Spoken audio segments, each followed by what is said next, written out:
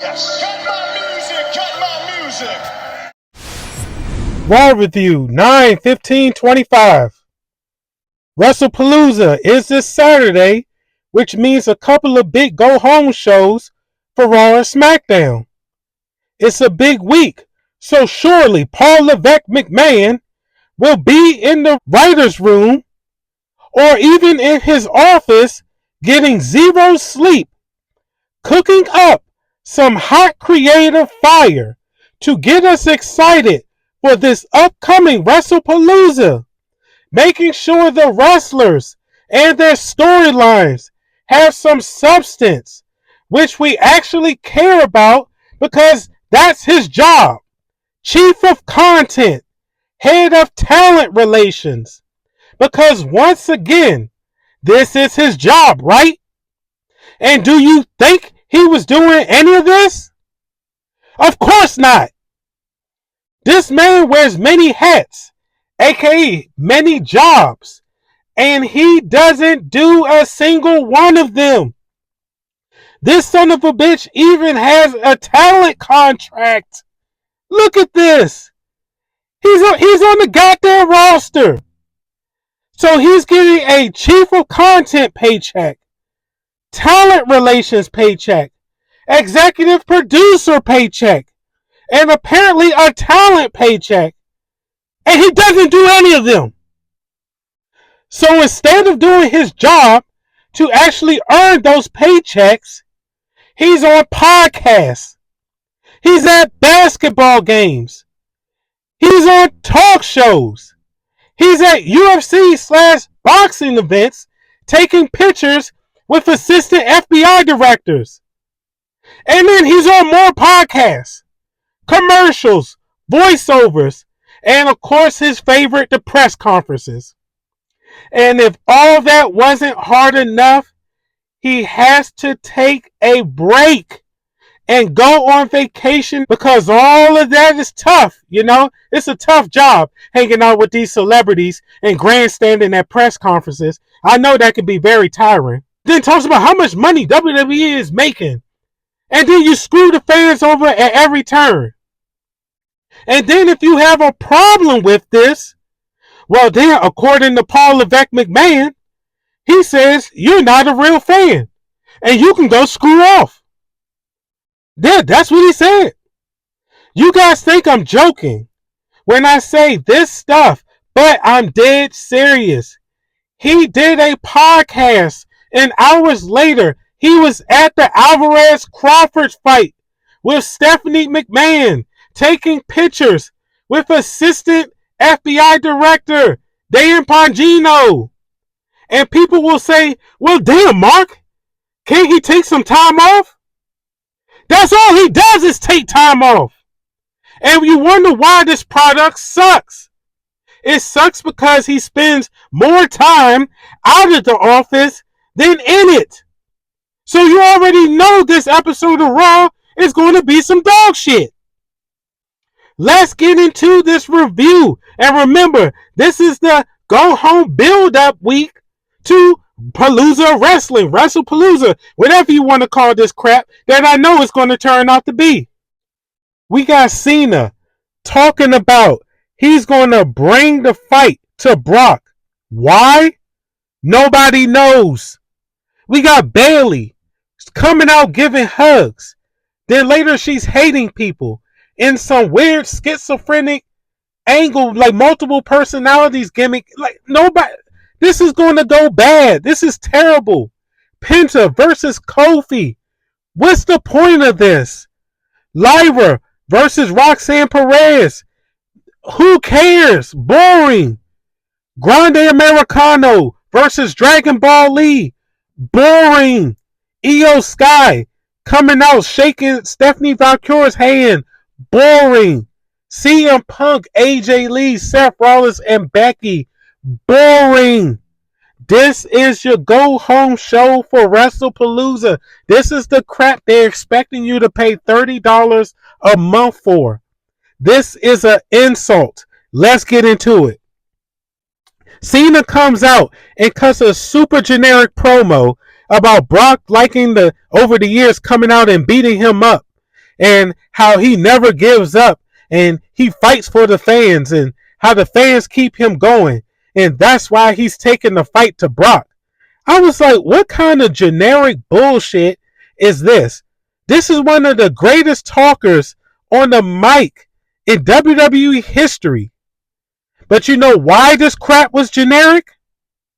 Because there's no goddamn storyline or an actual person physically in the ring for him to go back and forth with. So after he gives this generic promo, this promo was straight out of a WWE video game. Seriously. He goes and screws off for the rest of the night. Because guess what? Brock's not there to help him to push the story. Well, not even the story. Help him at least push some type of semblance of this fight any further. This is terrible. Remember, he has 6 dates left. And this is what we're getting. Next, we get Jay and Jimmy Uso. And Jimmy is on the phone. We know he's on the phone with Roman because of course he is. And Roman is telling Jimmy not to compete in the tag match. But Jimmy doesn't listen and pushes back, saying he's going to tag with LA Knight in the main event to take on Braun and Bronson Reed for the 150th time this year in the main event. You excited for WrestlePalooza yet? Moving on. We get Lyra versus Roxanne Perez. This crap was forgettable. Raquel interferes and gets thrown out. Lyra hits the Nightwing and pins Roxanne because they switch between which one of them is going to job from week to week. Raquel comes out and her and Roxy attack Lyra.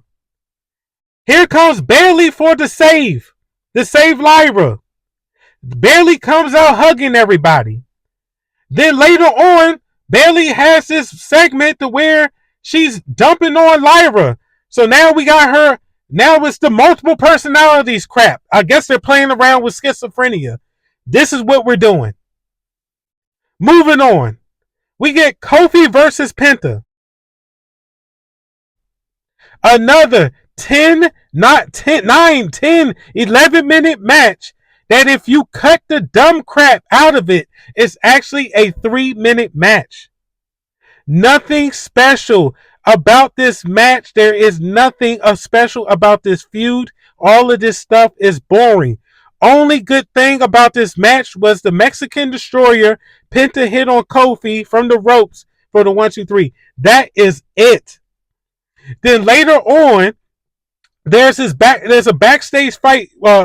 Jumping. You got Kofi and Xavier and Grayson Waller. They're jumping Penta, and then out of nowhere, the Viking Experience comes out to save Penta.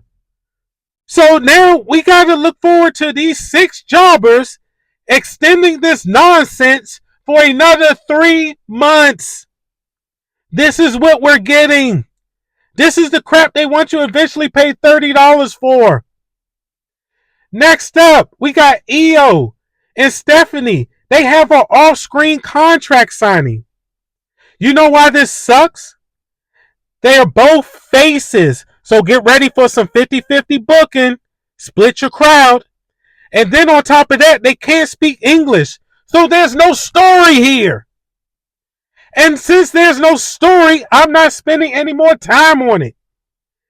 This really pissed me off. This CM Punk and AJ and Seth and Becky promo, this segment pissed me off. Becky cuts old school, your city sucks, Sports Illustrated, name me the best women's wrestler. I mean, this is generic heat. This is cheap heat. This is the only promo she's cutting. Seth comes out in his nasally voice saying the same crap week after week. CM Punk is just coasting through promos now. And AJ Lee, now I remember, the more she talks, the more I remember this girl could not cut a promo to save her life.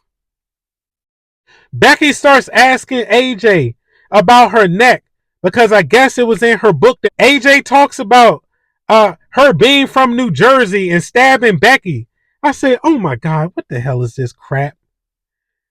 Then here comes Seth. He talks about CM Punk walking away from things that let him down and that it can happen to AJ.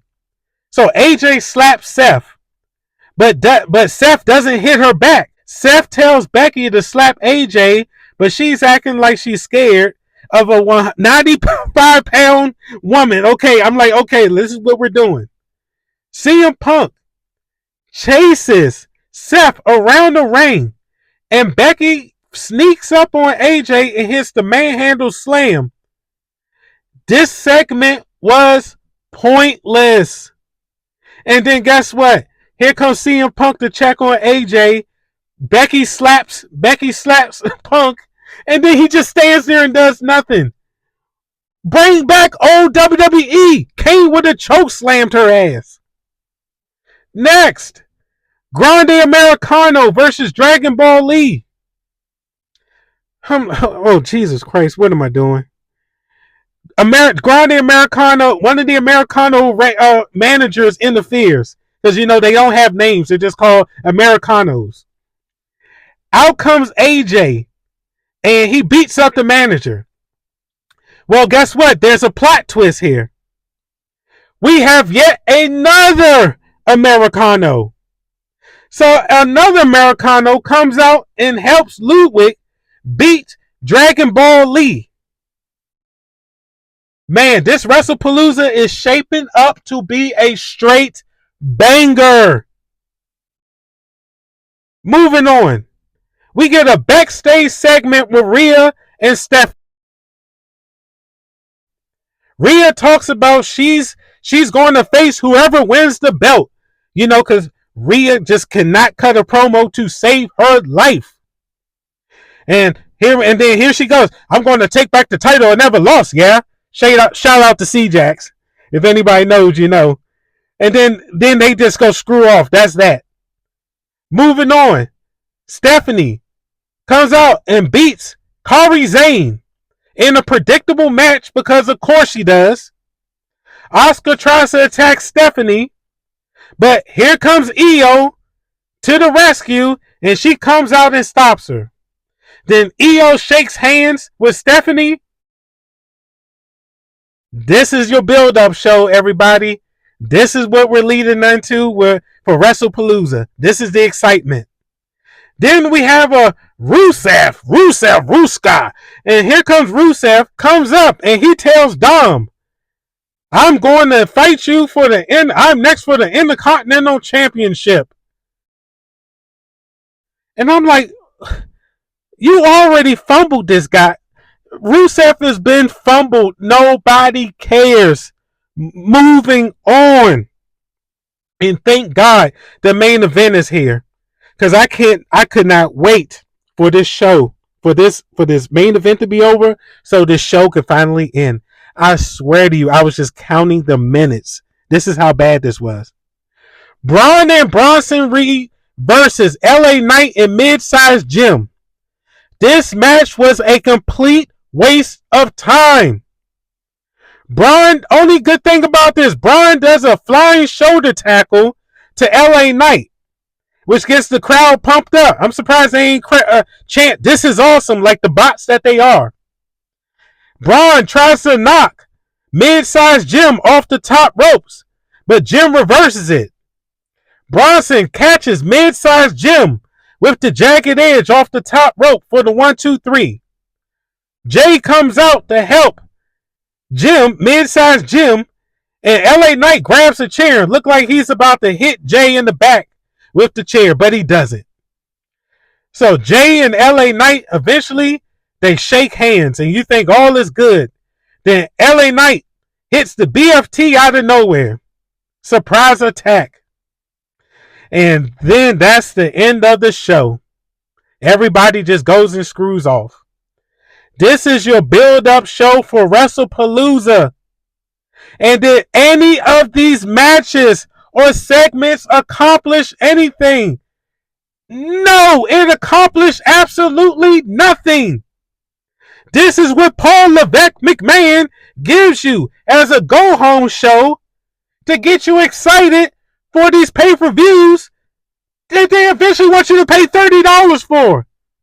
This is insane. I put myself through this crap so you don't have to, because it is frustrating, it is nonsensical, it is predictable, and obviously Paul Levesque McMahon does not care, so neither should you. So that's the Raw review. I appreciate the watch. Make sure you guys like, comment, share, subscribe, and hit that bell notification. And make sure you check out our second channel, Cut My Music Wrestling Uncut, where we have debate. We do debates, and we're a little more freer with the language on there. Hey, you guys be safe, and peace out.